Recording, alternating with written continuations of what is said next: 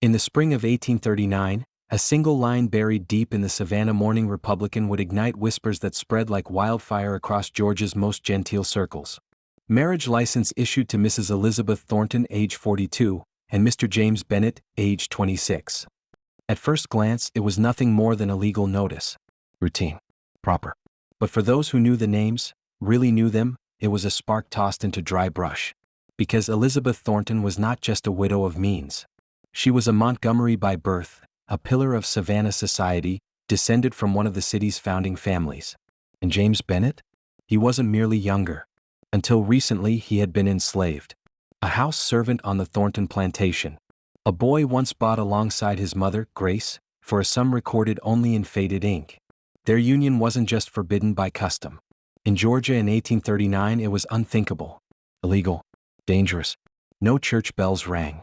No public celebration marked the occasion. Only a quiet ceremony performed in a drawing room with drawn curtains and trembling hands. 2 witnesses. 1 minister. And 1 secret that would not stay buried. What followed wasn't just scandal. It was an erasure. An attempt to wipe their names from records, from memory, from history itself. But stories, like ghosts, do not always rest easy. If you're drawn to the shadows history tried to forget, you're in the right place.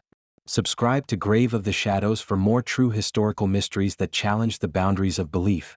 Drop a comment if you've ever heard of Savannah's most forbidden wedding, or if this is your first time stepping into the darkness. Because some stories refuse to stay silent. Savannah in 1839 was a paradox wrapped in elegance.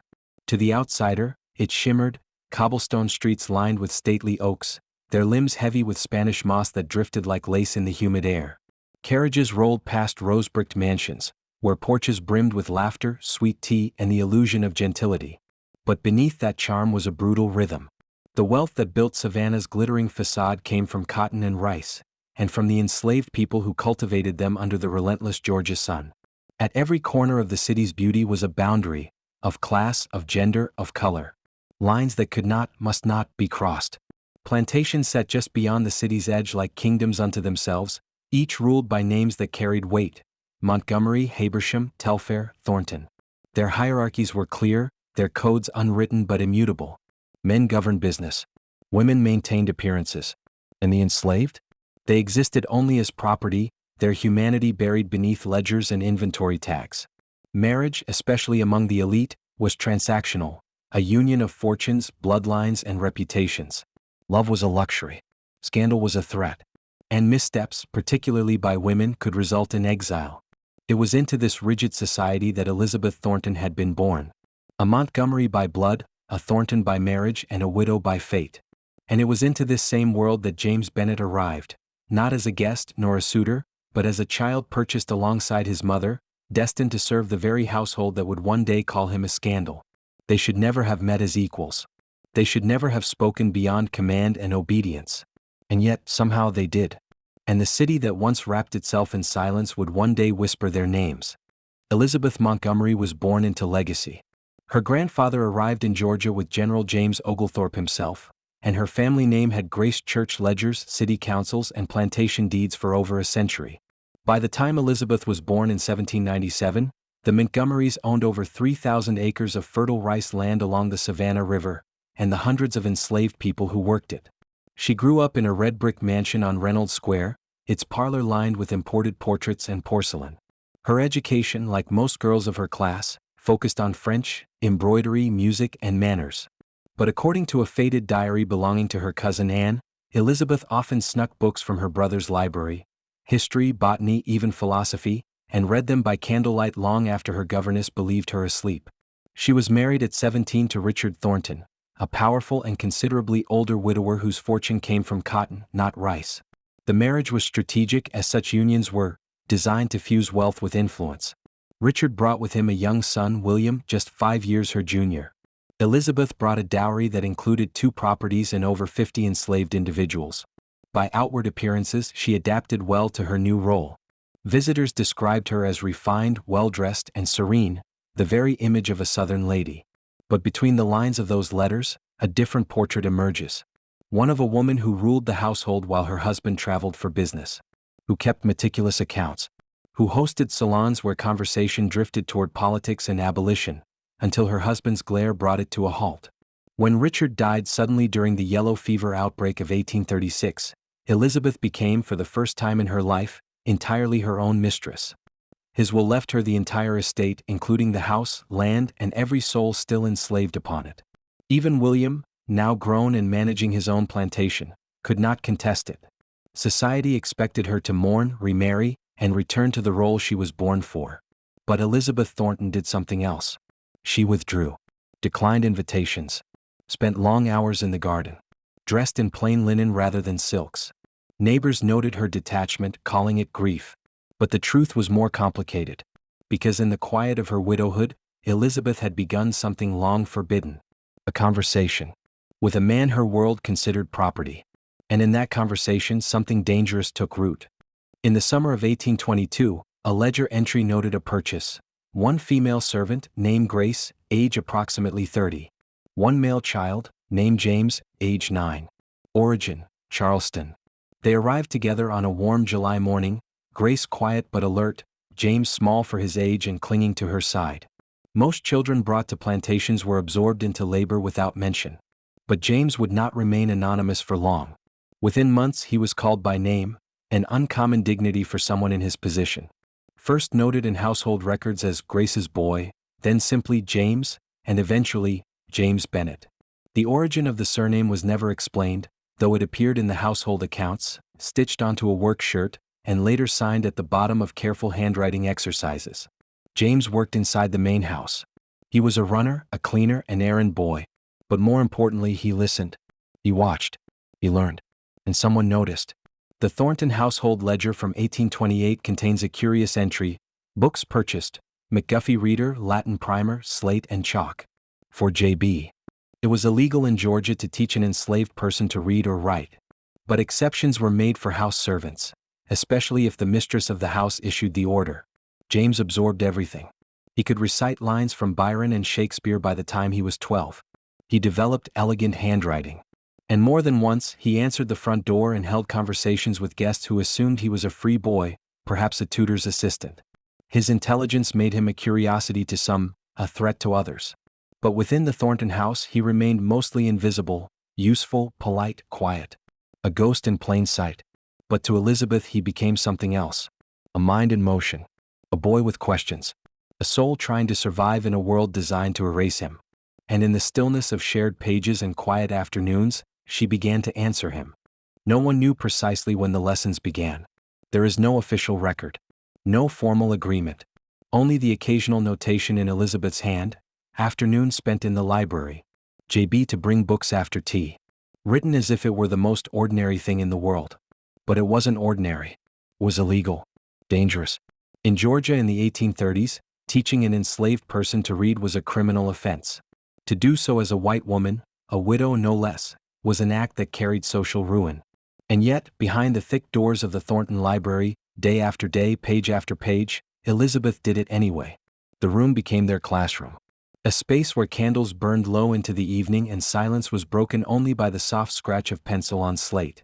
They started with basics: letters, numbers, poems written in flowing script. James caught on quickly, correcting his own spelling before Elizabeth could reach for the page. She pushed him further: Latin roots, American law, abolitionist tracts smuggled from the North. They did not speak of what they were doing. But both understood. What they were building wasn't just literacy. It was armor.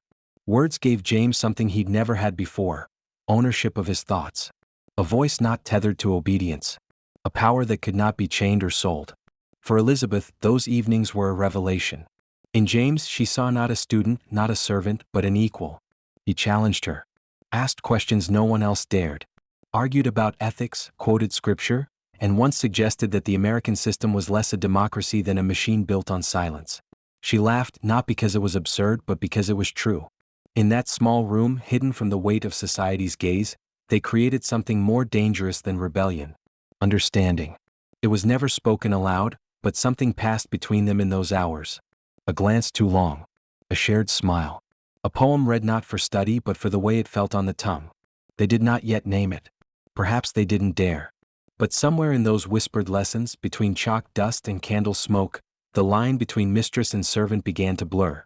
And in the eyes of Savannah society, that blur would become unforgivable. In the South, scandal never arrives with a trumpet.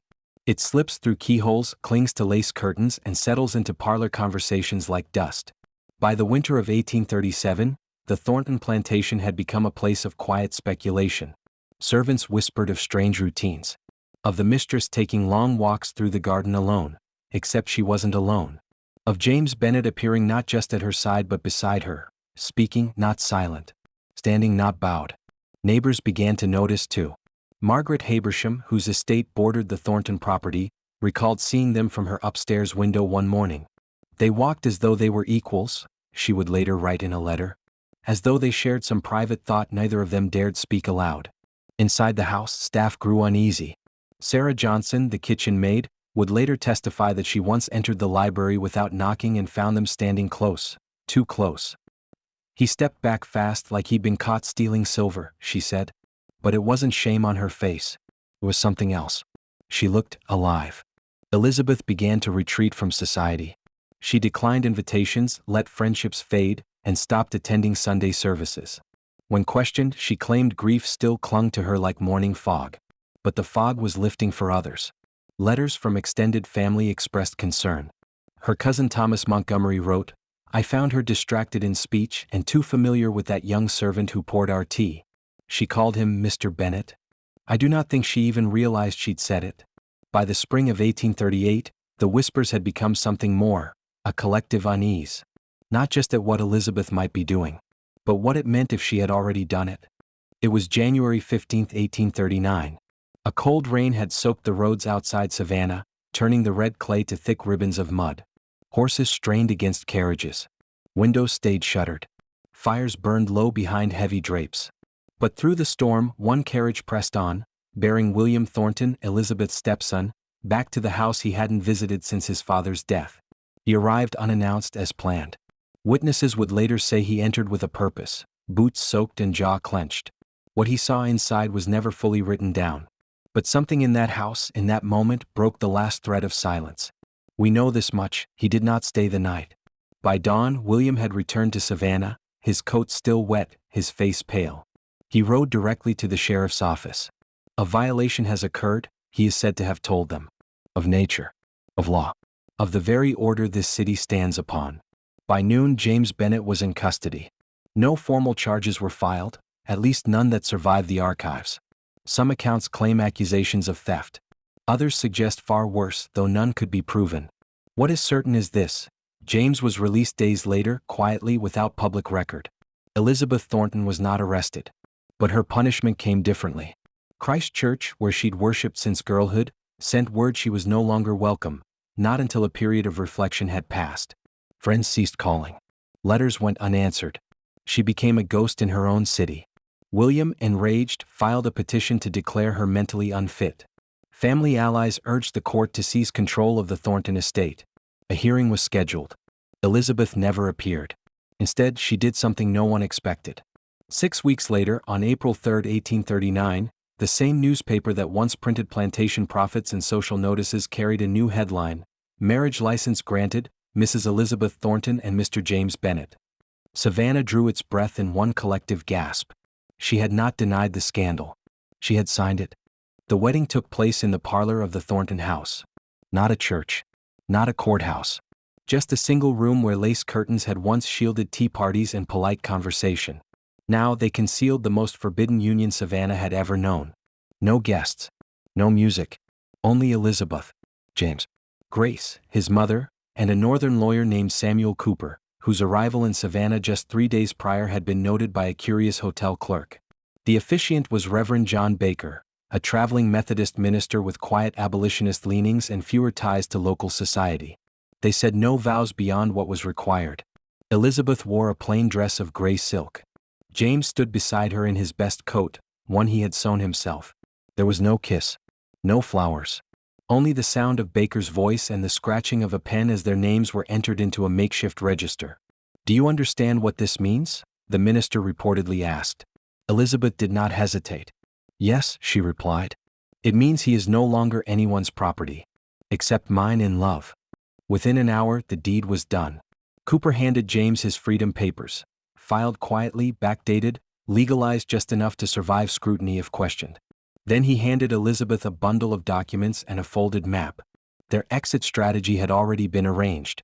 Outside, the city stirred unaware. But change had already been set in motion. Their marriage was not just a union of two souls, it was an act of war against everything Savannah's elite had built their lives upon. It challenged property law, racial hierarchy, gender obedience, social inheritance.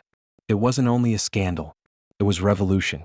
And as night fell over the garden where they had once stolen glances, the newlyweds prepared to vanish into that darkness. Together. On the night of April 10, 1839, 12 men rode out to the Thornton plantation. They carried no warrants, only torches and conviction. Some were relatives. Others were neighbors. All believed themselves guardians of the natural order, and that order, they claimed, had been broken beyond repair. They expected confrontation. What they found instead was silence. The house was dark. The windows shuttered. No fire burned in the hearth. Furniture had been covered in linen as though prepared for a long absence. In the study, once filled with books and quiet conversation, nothing remained but a single candlestick burned down to its base. Elizabeth and James were gone. No horses had been taken. No carriages reported missing. The docks claimed no unusual departures. And yet they had vanished, as if swallowed whole by the very earth. The men left empty-handed. 2 days later, the sheriff arrived to conduct an official search. Again, nothing. No signs of struggle. No blood. No broken locks. Only the eerie impression of a life packed carefully, deliberately, and erased. What followed was the most extensive manhunt in Chatham County history. Roads were watched. Ports were questioned. The marriage certificate was seized. A reward was offered, anonymously and at great expense. But no confirmed sighting ever surfaced. A conductor in Charleston swore he saw a woman in mourning and a well-dressed man board a northbound train. A ship captain claimed he'd ferried a mixed-race couple to Philadelphia. But names like faces can be easily changed. Back in Savannah, the house was shuttered. William Thornton assumed legal control of the estate. Elizabeth's name was struck from family records. James's name was burned from the plantation ledger. And still the city whispered, because 2 people were missing. But their story was not. Savannah responded not with justice but with silence. Within days of Elizabeth and James's disappearance, City Council held a closed-door emergency meeting. The minutes from that session are missing, expunged according to one clerk's margin note. But newspaper reports described the topic as a moral crisis threatening the sanctity of Southern order. It was not love they feared. It was precedent. If a white woman of pedigree could choose a man once enslaved, publicly, legally, without immediate retribution, what else might be possible? So they erased. Elizabeth Thornton's name was removed from family Bibles, plantation ledgers, and society rosters. In court records, she is listed as non compos mentis, mentally unfit. William Thornton's petition for guardianship over her estate was approved in full. No mention was made of the marriage. James Bennet was harder to erase. He had been named in financial records, listed in house accounts, and taught to write, in his own hand. But even he began to vanish from the page. A revised inventory from 1839 lists only 46 enslaved individuals on the Thornton property, 1 fewer than the year before. Grace, his mother, was not among those sold when the estate changed hands. No record of her death exists. No burial plot was marked. What remained was a gap, a blank space where names had once been. Letters sent by Elizabeth's extended family were returned unopened. Her cousin, Anne Montgomery, placed a notice in the Charleston Courier declaring Elizabeth no longer acknowledged as kin. The South could not unring the bell, but it could pretend it had never heard it. And so Savannah closed its shutters, lowered its voice, and buried the story like a body it feared might rise. It would take more than a century for the silence to crack. In 1957, during a renovation of the aging Thornton house, by then a crumbling relic surrounded by newly built homes, a contractor lifted a warped floorboard in the old library and found something odd beneath the joists. Wrapped in oilcloth and tied with ribbon was a weathered leather-bound journal. At first, it was assumed to be a ledger or household inventory. But when the pages were examined by a local archivist, the entries were unmistakably personal. And the handwriting? Identical to Elizabeth Thornton's known correspondence. The journal was turned over to the Georgia Historical Society. 4 years it was kept under limited access, classified as unverified private memoirs. But one woman saw its value, Dr. Elenina Hammond, a historian from Emory University with a reputation for pursuing forgotten Southern stories. She spent weeks poring over the pages. Her notes, later archived at Emory, describe entries spanning from 1822, the year James arrived at the plantation, to the weeks just before their disappearance. The writing begins formally, almost academically. The boy shows a sharpness I did not anticipate. I find myself eager for our lessons, though I must remain cautious. But over time the voice changes. The entries become more intimate. I fear I wait for him now, listening for his footsteps in the hallway, not out of duty but longing. I know what they will say. I know what I must not feel. And yet I do. The final entry is dated March 30th, 1839. Tomorrow we begin. The minister arrives at noon. By nightfall we must be gone. Everything is in place. James does not sleep. I pretend I do. After reading the entire journal, Dr. Hammond reportedly wept. She would later describe it not as a scandal but as a love story, one that had been buried beneath dust, wood, and willful forgetting. And now, piece by piece, it had begun to surface. Today Savannah calls it legend. Tour guides speak in hushed tones when passing Reynolds Square, gesturing to a modest townhouse, not the original Thornton home, but near enough to inherit the whispers. Some say that on quiet April nights, a single light moves from room to room, though no one lives there. Others claim to hear the soft rhythm of poetry recited just beyond earshot. A woman's voice, measured and deliberate. A man's answering. Of course, none of this is documented. No official record confirms a haunting. But not all echoes are supernatural. Some live in paper. In a Montreal City archive, a tax record from 1846 lists a James Bennett, merchant, residing on Rue Saint-Antoine. The following year, the directory adds a Mrs. Jane Bennett. There is no mention of race. No origin. Just names, quiet and ordinary, exactly as they would have wanted. In 1962, a woman with gray eyes and light brown skin visited the Georgia Historical Society. She asked to see anything related to the Thornton family. The archivist on duty later recalled her lingering in front of a display case that held a brooch, a pressed camellia, and a lock of hair tied with blue thread. She didn't say a word, he recalled. Just touched the glass and whispered, "Some stories don't die. They just wait." Whether she was kin or curiosity no one knows. But her presence, like theirs, refuses to disappear. Elizabeth Thornton and James Bennett did not simply fall in love. They broke a law older than the nation itself, one written not just in statutes but in blood, in custom, in the everyday rhythms of a world designed to keep them apart. Their bond was not just forbidden. It was considered unnatural, unthinkable, a threat to everything Southern society claimed to protect. She was a white widow with a name carved into Savannah's founding stones. He was a black man, once enslaved by her husband, given the surname of someone who believed he owned him. And still they chose each other. Not in secret forever, but in daylight. On paper. Before God and law. They disappeared not in fear but in determination. Not erased but rewritten by their own hands. And while Savannah tried to forget them, the fragments endured. In floorboards. In ledgers. In stories passed down quietly until someone dared to speak them aloud. What they defied was not just race or class. It was control. And what they proved, perhaps, is that love, the kind rooted in choice, equality, and shared knowledge, will always find its way through the cracks of even the strongest walls. They vanished into history without a trace. But paper fades slower than memory. And in the cracks between court records and church walls, in the margins of ledgers and letters, their story waits, not for permission but for remembrance. Because some stories don't end. Some just go quiet until someone listens.